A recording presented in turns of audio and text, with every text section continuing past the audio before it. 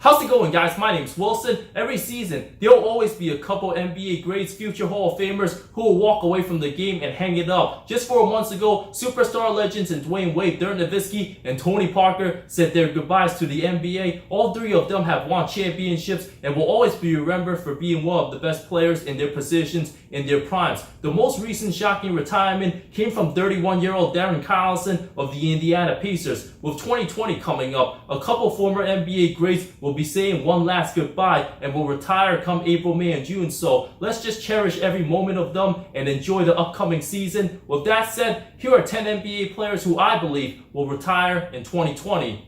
Udonis Haslem, who decided to play for one more season, is 39 years old heading into his 17th season. Many have forgotten he's still in the league because of his leadership, positive attitude, and loyalty to his hometown Heat. UD has been washed up for the last 7-8 years. The last time he averaged over 5 points a game, 2011-2012. Spent most of his time on the bench, suited up for 10 games last season, a combined 40 games over the last 3 years, signed a 1-year $2.6 million deal. If the 6'8" power forward decides to play longer than 2020, I would absolutely be shocked. I don't expect him to play more than 30 games next season.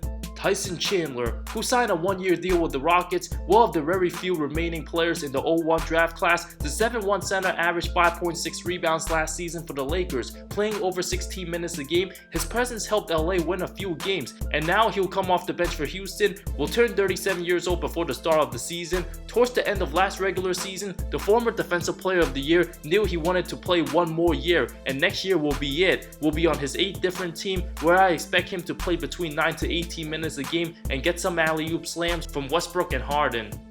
Livingston, the soon-to-be 34-year-old, had a longer career than most expected. After his devastating knee injury his 3rd season, excelled as a backup point guard over the last 5 seasons with Golden State, contemplated retirement. After the team waived him, he's still determined to continue playing. The 3-time NBA champ provides solid minutes off the bench. Although no team has signed the 6'7" point guard yet, head coach Steve Kerr said Sean's somebody he's hoping can get involved with the organization for many years to come. I believe a playoff caliber team will decide to sign him as a backup sometime next season, and that will likely be it for his playing career. Pau Korver, who's already 38 years old and still a huge asset with his outside shooting heading into his 17th season. The sharpshooter averaged 8.6 points on 40% shooting from behind the arc in 70 games last season. Considered retirement after Utah's first-round exit loss to Houston, but will suit up with the Milwaukee Bucks, legit title contenders. Reuniting with Coach Bud, MVP superstar Giannis will give him plenty of open threes, and Milwaukee will remain one of the best outside shooting teams.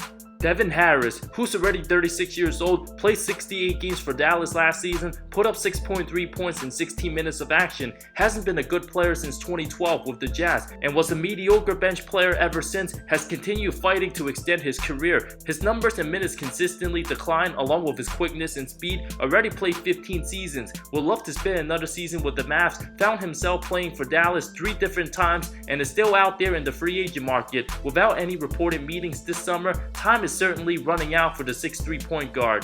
J.R. Smith, who hasn't played since November of 2018, with his days dwindling down. We don't know for sure if JR will ever play in the NBA again. Will be 34 before the start of next season. Hasn't been super effective since helping the Cavs win a title in 2016. Averaged less than double-digit scoring numbers each of the last 3 seasons on under 38% shooting. After making one of the worst decisions in finals history, Smith demanded a trade, so the Cavs eventually got rid of him, being in the league since he was 19 years old, and reportedly passed on a contract offer to play in the Chinese Basketball Association. Somebody might pick him up soon, but I don't see him playing past 2020. Joe Johnson, who's been destroying everybody in Ice Cube's Big 3 league after 17 seasons in the NBA. He last played for the Houston Rockets in 2018. According to ESPN insider Mark Spears, the 38-year-old will work out for the Sixers, Bucks, Nuggets, and Clippers. If given another shot, he likely won't be playing more than 20 minutes a night. It would be absolutely incredible if ISO Joe can end his career with a title. Pau Gasol, who's 39 years old heading into his 19th season, his love and competitive spirit for the game is what drives him. Now with the Portland Trail Blazers, Gasol's a highly experienced and well-respected locker room voice. Signing a 1-year vet minimum, he won't suit up much since his game has heavily declined after only playing 30 games last season in limited minutes. Will nurture and guide the young bigs in Zach Collins and Scale Labissiere. With Yusuf Nurkic working back from the gruesome leg injury, Gasol should be getting a little bit of playing time to start the season. season. The Spaniard will be remembered as one of the best European players of all time and will be in the Hall of Fame sometime in the middle of the 2020s decade. Carmelo Anthony, who's still not on any roster spot and time's not on his side. The 35-year-old continues to get ignored in every way imaginable. Even Team USA didn't give him an offer on the roster spot, getting heavily criticized for the last couple seasons more than any NBA player in recent times. Even 2 years ago with OKC, it seemed like Melo would still be able to perform at a high level, but drastically fell off in the 2017 playoffs in the 6 games. That series is likely one of the main reasons why he's still not signed. Houston gave up on him after just 10 games despite giving solid minutes. If Anthony never plays another game in the NBA again, it would absolutely be a brutal way to end a Hall of Fame career, with history not remembering him in a good way. Despite being out for nearly a year, he still puts in the work in the gym every day, and Melo has no intentions of walking away from the game, at least for now. Just wants one more chance. After being waived by the Rockets, the 6'8" forward admitted, "I'd be lying to you if I said retirement's not coming soon. I think I want it to come soon." Combined with the analytics in today's game, given Anthony's bad rap of being an inefficient scorer, I see a team like the Lakers getting desperate. If they struggle, might take a chance on Melo to come off the bench, or possibly sign with a team like the Miami Heat. If all things fail by January, I also see the struggling Knicks as an option, bringing back Melo for the final 20+ games, giving him a farewell. If nobody wants him now, it's very difficult for anybody to take a chance on him when he ages even more next year.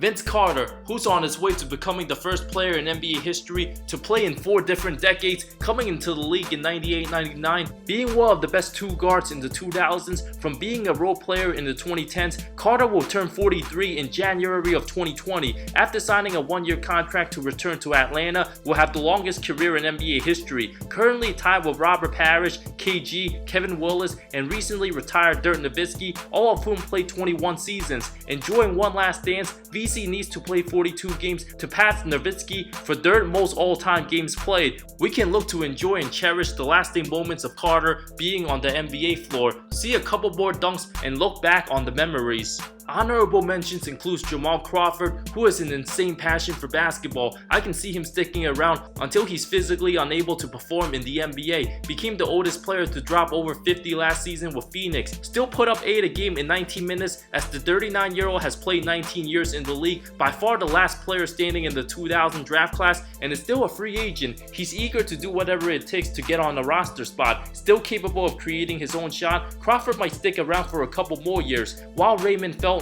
who's 35 years old, still unsigned, his best days are long gone. 34-year-old Joakim Noah, who's currently unsigned, his days are very limited as of now. Timothy Mozgov hasn't been effective since the Lakers gave him that fat contract in summer 2016. Zaza Pachulia is getting old. JJ Barea, if he doesn't come back well from his Achilles injury, is already 35 years old. I can see him hanging it up. Perhaps 34-year-old Jared Dudley. Andre Iguodala, who's 35, says he won't play 4 to 5 more years. Retirement's very soon for him, but might stick around after 2020. Marcin Gortat, Andrew Bogut, and Chandler Parsons, who will turn 31, but because of his injuries, I doubt anyone would sign him after 2020, and he's made a ton of money sitting on the bench the last couple years. Other guys who hasn't played last season haven't officially announced their retirement yet, and Jared Jack, Jameer Nelson, Zach Randolph, Tony Allen, and Monte Ellis, who's been out of the league for a couple seasons, might announce their decisions sometime in 2020. While Jose Calderon's reportedly thinking about retirement at this time.